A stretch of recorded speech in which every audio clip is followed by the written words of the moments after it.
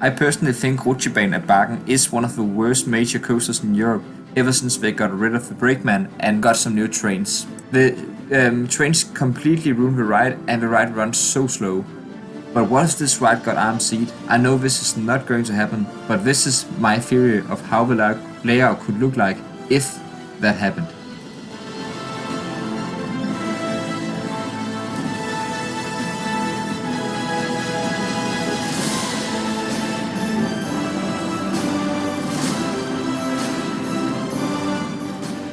Okay, so let's just look at how the presentation, the new name, the logo, and the theming could be. I think they should go for a theme that still feels like a classic even though it's a modern ride. Just like Twister at Gunnar also does. That ride is modern, but it feels like a classic. And as for a name for this ride, I think a good fit could be the nye Rutschebane. The thing is, the old one was called Rutschebanen, which means the roller coaster. However, most GPs called it den gamle Rutschebane, which means the old roller coaster, and not just most, basically all of them. So a good fit could probably be den nye Rutschebane, which means the new roller coaster. Which leads me straight into the logo, where I will just keep the old one, delete the N at the end, and then add a den nye on top of it. That will make it look like this. About the layout, I used Google Maps to make sure that this layout was in sync with the old one. And now let's quickly talk about some stats, because this is some of the difference will be here.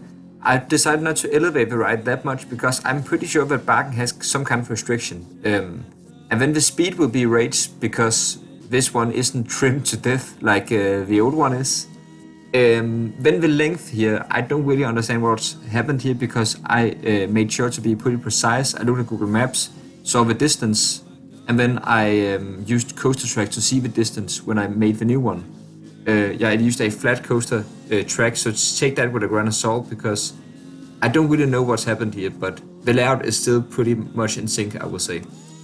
For duration, the old one is a lot longer, but that makes a whole lot of sense because most of the time it goes with a snail's pace, and I really mean that. It crawls through these turns. So that makes a whole lot of sense. The inversions, obviously, this is an RMC, I need to add some inversions here, but still make that look like a classic even though the inversions is there. They are pretty well hidden, I would say. For the amount of airtime moments, I decided to be a little bit nice to Rutschebanen because you can argue only 2, because some of them only sometimes give airtime. Obviously the 2 double downs and the 2 camelbacks. The new one, on the other hand, will have 12 airtime moments. That's a huge improvement. And then for the last couple of stats, where you only can see them from what I built in Planet Coaster in the new one. The old one doesn't have any stats available for airtime, positive and lateral strength. But the airtime is negative 1.6, which is really strong airtime. That will definitely be the strongest airtime you can have in the experience in Denmark, if this came true. For positives strength, it hits 4.1, which is a lot for an RMC, and I actually tried to make it a little bit less smooth, a little bit out, and it used to be a bit more also, but I think it's okay. I mean, it's not unrealistic. For lateral strength, this have 1.7, which is pretty strong, I think, but I don't know that much about strength and laterals and how they feel. Okay, so now I actually wanted to talk about what I did different with this layout. Let's start up with the drop out of the station. The old one just turns, and it is pretty close to the ground, so I decided to elevate the station a little bit, so it have like a drop and then a outer bank turn, just like Untamed at Walby Holland. So yeah, the new one looks something like this, and then it turns, give you some good laterals, and give you a taste of what RMC does with their shaping. The lift hills isn't that interesting, so let's just move on. The new one is just a little bit steeper, that's it. After the lift hill, the old one take a classic good turnaround before the drop, which is not steep at all, and also it brakes a lot before the drop. So the drops will pretty much give you no forces at all. It only gives you some speed. On my concept, you have a drop into a turn, and then you have that classic RMC barrel roll drop, which I think makes a lot of sense here. So that's what I went with. Rutschebanen then rise up and have another turnaround, another turn up here. Again, it trims a lot here before the next element. This is where I chose my concept to make a really sharp double up that will give a good ejector pop and then into an outer banked turn up here before the next element. Rutschebanen then have a double down, which is a really good element and it actually gives some really good airtime. And then have a camelback that gives some slight float airtime up in front. My concept have a sharp drop that will give some really sustained and strong ejector, especially in the back, and then a little dip that will give an extra pop of airtime, a bit similar to the speed hills on most RMCs, but stronger. The old Rutschebanen then rise up and have a slow turnaround where it again breaks a lot before the next element. Here's why I went with a double up that gives a pretty aggressive pop of ejector airtime, and you didn't rise up to what you could argue is a step up underflip. It's just unbanked on the turn, so I don't really know if it is that. But that will give you some good laterals on the turn after that pretty whippy 0-0. The old one then has a second double down, which again is pretty good, gives some good airtime. And then you have a bunny or camelback here that can give some float up front, and then you rise up into a turn. This is where I chose to do the exact opposite and then a little bit more wacky in the elements. So instead of having the double down first, it has a drop first, then the camelback, and then a double up instead of just a rise. Then both the old one and my concept has just a turn before the next element, but this turn is much quicker on my because the pacing is just faster. So here you get some really good laterals before taking the tunnel. Okay, so in the tunnel here, the old one have a drop into a camelback, and then it goes up again, and then it turns out of the tunnel again. This part is rather frustrating for me because you can't see a thing, you have no forces whatsoever, and you're stable, and it's really uncomfortable. On my ride, I decided to have a steep drop that will give some hard ejector, especially in the back row, and then you have what is more like a modern RMC thing to do with these quick twisted hills that give both strong airtime and laterals. And I also decided to make this a light tunnel and make the colors classic Bakken colors to make the experience more disorientating.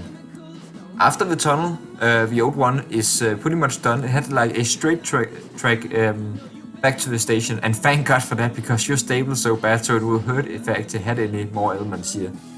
On my one, because there is that bit of straight track to take benefit of, I decided to do it and add 2 more bunny hills before it rises into the brake run. And that concludes my ride. And now I want to show you the full experience.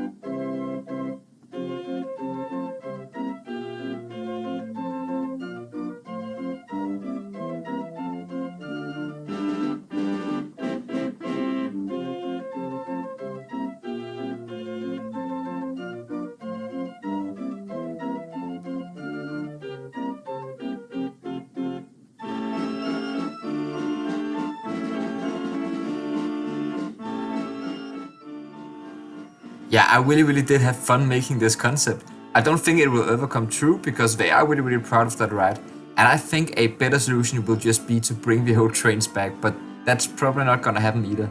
So I really just make this for fun, but I really have fun with it, and I hope you guys enjoyed this video, and I hope you thought it was a decent concept as well.